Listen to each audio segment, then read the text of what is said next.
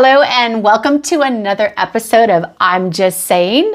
I'm Robin Battles, and today's episode is There's No Crying in Real Estate. You know, sometimes when you meet with a client for the first time, they're anxious, they're emotional, and my job is to bond with them, start asking lots of questions, and really get them to focus on what we're about to do, and that's talking about selling their home. So I'm going to tell you the story of Susan. Susan is a lovely lady, just like so many of my clients, and she called several times and we talked, and she's a talker. Susan talks a lot, way more than I do, but I think we're a great match for each other.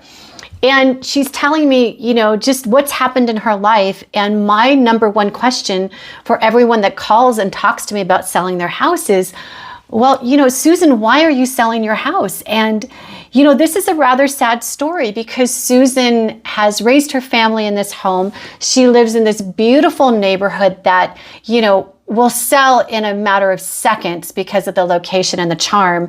But this is really an emotional journey for her because, like I said, she's raised her kids here. She's established in the neighborhood. Everyone knows her. She's got great friends.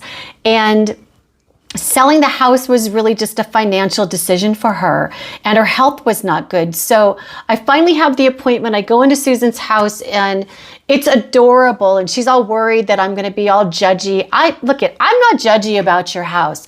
I'm really not judgy. My job is to help you, is to figure out what's best for you. And the last thing I'm doing is sitting here judging you, judging your house. I'm taking it in and I'm building your story of how we're going to sell your house. So Susan and I sit down and we start talking, and she's telling me some personal matters, and she starts to cry. And I'm like inside going, oh my gosh, I made this client cry. Now, granted, it's not the first time that I've had somebody cry in real estate. So I look at Susan and she catches my eye, and I look straight in her eye and I lean forward and I said, Susan, there's no crying in real estate. And immediately she stops and she looks at me and she starts to laugh.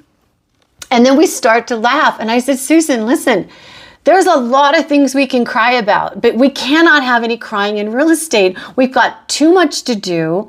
We've got to get you settled. We've got to get you a lot of money for your house. I've got to take care of you. And if you're crying, I can't do that.